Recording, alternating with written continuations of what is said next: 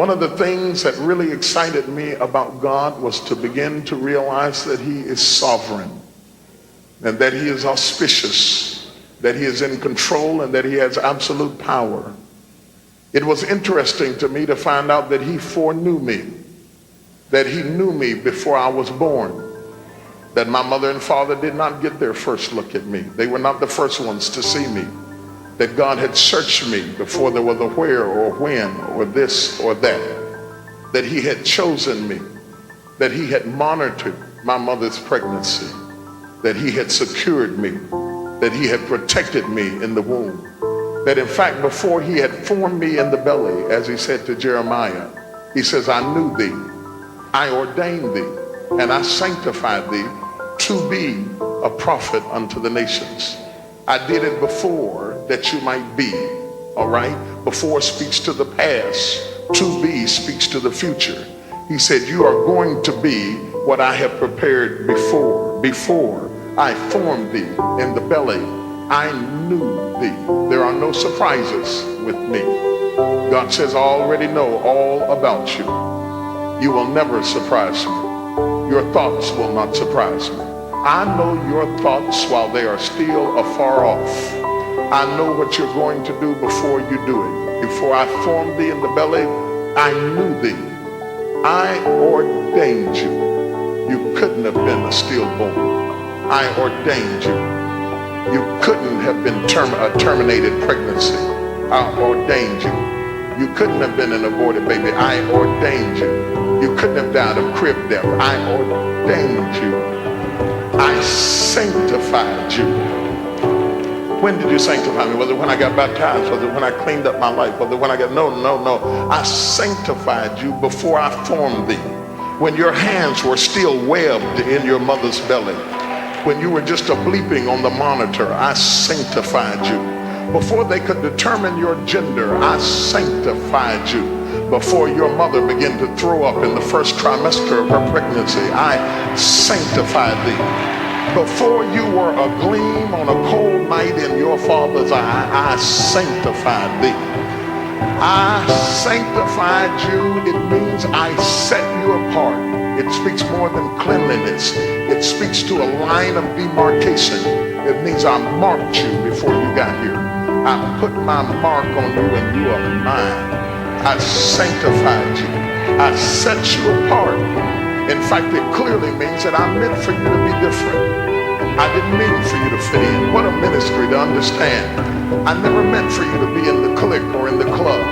I never meant for you to be accepted. I marked you. I sanctified you. I set you apart.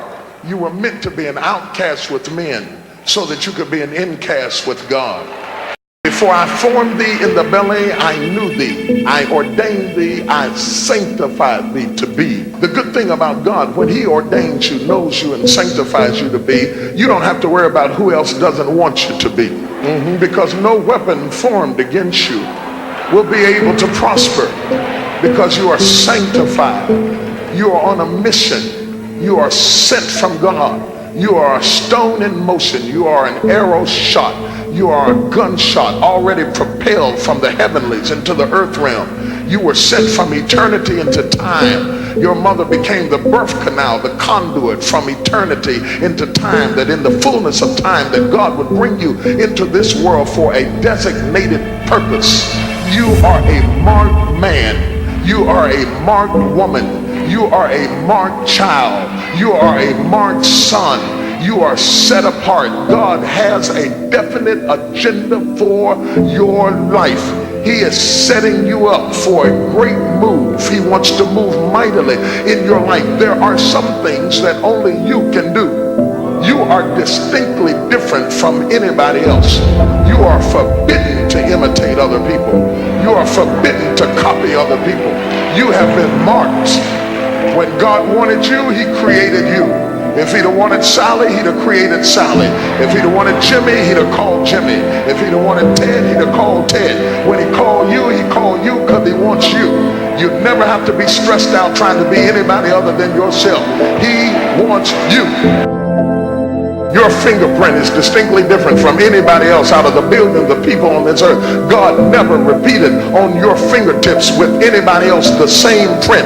You are different from anybody else anywhere in the world, past, present, or future. Nobody has ever even had your print. You are distinctly different from anyone. The hairs on your head are numbered, not counted. That would be awesome enough to know that they were counted, that God could speak to you and tell you how many they were.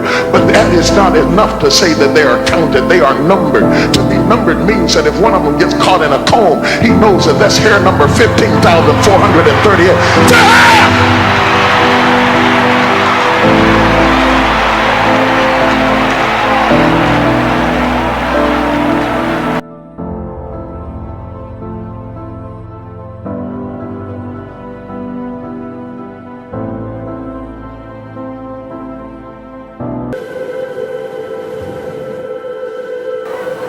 You are special to God. You are set apart. He has an agenda for you.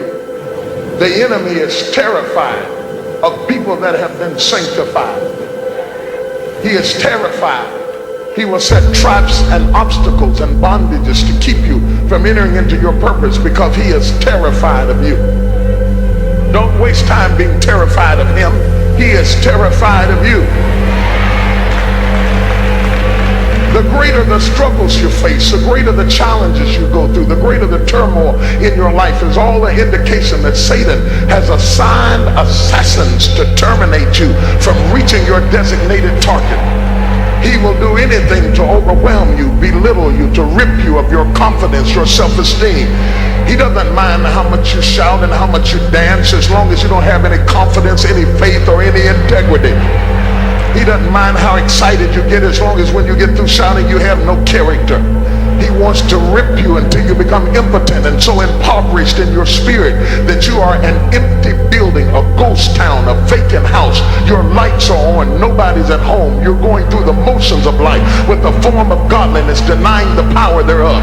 He doesn't mind how many days you live as long as you don't live in the days that you have. He wants to rob you and rape you and abuse you. In fact, the enemy comes to kill, to steal, and to destroy. He wants to sabotage your success because you were created to win.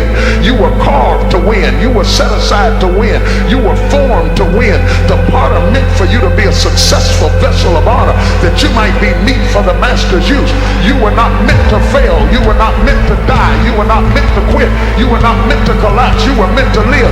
Doctors still can't figure out why the human body dies, because the body was meant to rebuild itself, refurbish itself, re-strengthen itself. You were not meant to faint. You were not meant to collapse. You were not meant to have a nervous breakdown, a stress attack, a migraine headache, break out in nervous conditions and rashes and all types of diseases and hypertension and have stress attacks and heart attacks and nervous breakdowns. You were not meant to lose it, lose control, break out, kick the dog, slap the cat, kill the children, beat the wife, dog the children. You were not meant to be a failure. You were not meant to be destitute, to be lonely, to be hungry, to be isolated, to be driven. You were meant to be the head and not the tail, above only and not beneath. You were meant to prosper and live in goodly houses. You are children of the King, the heavenly host, the God of Israel dwells in the midst of you.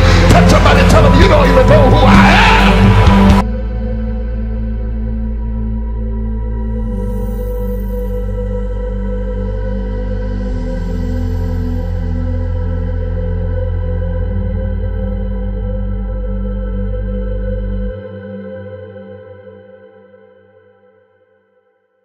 God is trying to teach you that wherever you go and whatever you do, the only thing that really matters is keep me in the middle.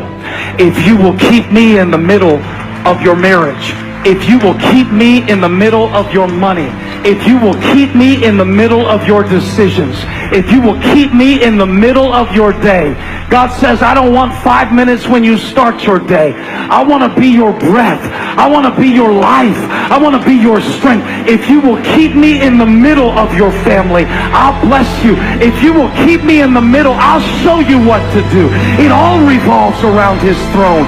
It all revolves around his glory. He's not a part of my life. His presence is my life.